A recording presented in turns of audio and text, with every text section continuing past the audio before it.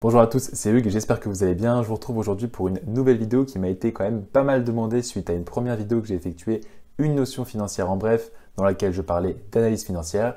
Et la vidéo d'aujourd'hui va parler de l'analyse financière d'une société que l'on connaît tous, qui est Coca-Cola. Mais pourquoi est-ce que j'ai choisi cette société? Tout d'abord de 1, car comme je l'ai dit, tout le monde connaît. Et de 2, car en fait c'est une société qui est cotée, qui est publique. Et donc, il y a un accès à l'information qui est beaucoup plus facile, notamment à l'information financière, qui va m'intéresser pour réaliser l'analyse financière donc, de cette société. Cette vidéo sera divisée en 3 parties. La première partie, on verra rapidement comment est-ce que j'ai fait pour collecter justement l'information financière et donc tout simplement les résultats financiers de Coca.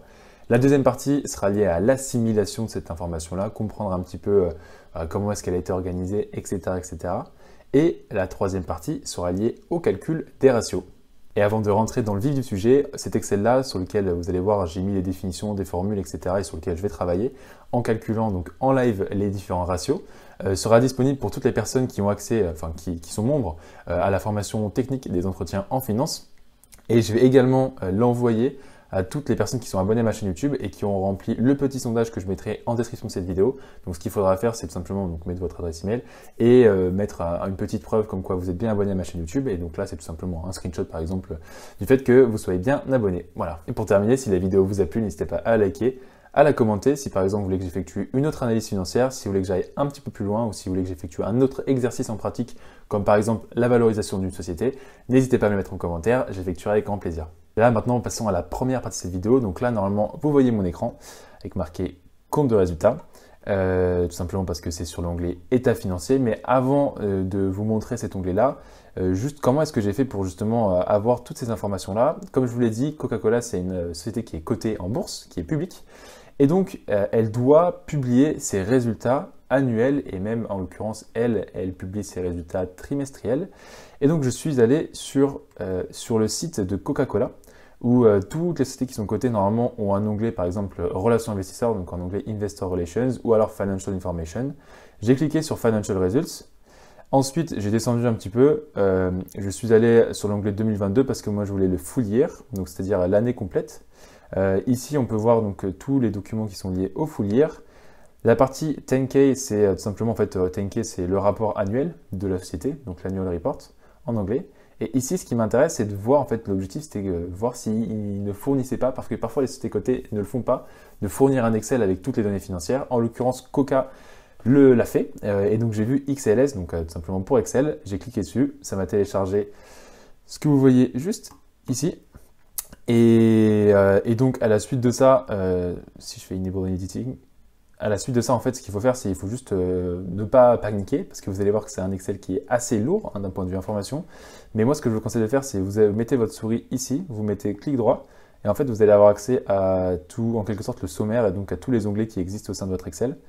Et on voit assez rapidement que ce qui nous intéresse, c'est donc le Consolidated Statements of Income. Balance sheet, pareil, une consolidated statement, consolidated, pardon. Donc, pareil pour la balance sheet, le consolidated balance sheet, et pareil pour le statement of cash flow. Et ce sont donc ces trois parties-là que j'ai copié-collé au sein de mon Excel, et à partir desquelles je vais donc calculer tous les ratios. Ce qu'il faut savoir, donc là c'est terminé pour la partie 1 de cette vidéo. Pour la partie 2, donc l'assimilation d'informations, ce qu'il faut savoir, c'est que parfois, donc surtout pour certaines sociétés qui ont un secteur d'activité qui est assez spécial, comme par exemple l'assurance, vous n'allez pas forcément retrouver les mêmes postes, hein, c'est-à-dire EBITDA, EBIT, etc. etc. Parfois, ça sera écrit d'une manière spéciale. Donc là, ce qu'il faut faire en fait dans la deuxième étape, c'est vraiment essayer d'assimiler l'information, comprendre comment le compte de résultat a été construit. Pour le coup, Coca-Cola, ça a été assez simple. Donc là, j'ai mis en gras les principales lignes. Hein. Donc Net Operating Revenue, c'est notre chiffre d'affaires. Gross Profit, c'est notre marge brute. Operating Income, c'est notre EBIT. Consolidated Net Income, c'est notre résultat net. Je fais exprès d'aller bien dans le détail parce que c'est vrai que j'avais effectué une première vidéo dans laquelle, un peu en live, il me semble que c'était sur le profil de BIC, donc un exercice de PowerPoint dans lequel j'avais dit que l'objectif c'était que je sois le plus rapide, mais vous m'aviez dit que c'était pas grave si la vidéo durait longtemps, pour justement voir les différentes étapes. Raison pour laquelle je me permets de prendre ce temps-là. Mais si vous voulez passer directement à la partie des calculs des ratios, je vous invite à le faire. Bien que pour moi, ça serait un peu dommage, enfin du moins, selon moi, ça serait dommage parce que là, c'est assez important ce qu'on est en train de faire. Petite parenthèse, pourquoi est-ce que c'est écrit Consolidated Net Income? Pareil, dans l'Excel que je vous ai montré avant, que l'on peut télécharger sur le site de Coca-Cola. Consolidated, tout simplement parce qu'en fait, Coca-Cola, ce n'est pas simplement le Coca que l'on boit, c'est plein d'autres sociétés, alors que je n'ai pas en tête. Et donc, Consolidated, c'est-à-dire que là, les chiffres que l'on a, ce sont tous les chiffres combinés de toutes les sociétés détenues par Coca. Donc, je crois que Coca a de l'eau, enfin, a d'autres sodas. Et donc, ce sont les résultats, tous combinés. C'est pour ça que c'est consolidated. Bref, petite parenthèse refermée, mais je trouvais que c'était quand même assez important de vous expliquer ça. Ensuite, passons au bilan. Le bilan était fait un peu d'une manière bizarre. Là, ce que j'ai juste divisé pour bien comprendre que de toute manière, ça c'est à l'américaine. D'un côté, en fait, vous avez les current assets et en gros les long term assets en quelque sorte. Donc là, j'ai divisé ça en deux parties. Et ensuite, bien sûr, vous faites la somme des deux, ça donne le total assets. Pareil pour les liabilities. Vous avez en gros les current liabilities. Donc j'ai divisé en deux parties. Et bien sûr, vous avez la partie sur l'equity aussi. Donc voilà, pour avoir le total liabilities and equity. Et là, ce qu'il faut bien faire, hein, c'est que si, parce que moi j'ai reconstitué un peu certains postes, hein, comme le total long term liabilities, il faut juste bien faire gaffe que en fait votre total assets il soit bien égal à vos total liabilities and equity. Donc là, c'est le cas. C'est vrai que je pourrais mettre des checks et tout. On n'est pas sur un cours de modélisation, c'est pour ça que vous allez voir d'un point de vue format, c'est pas ce qu'il y a de mieux. On est plutôt sur un cours d'analyse financière, mais voilà. Et pour le coup, le tableau de flux de trésorerie, je ne l'ai pas touché parce qu'il me semble que je vais l'utiliser que pour un seul ratio.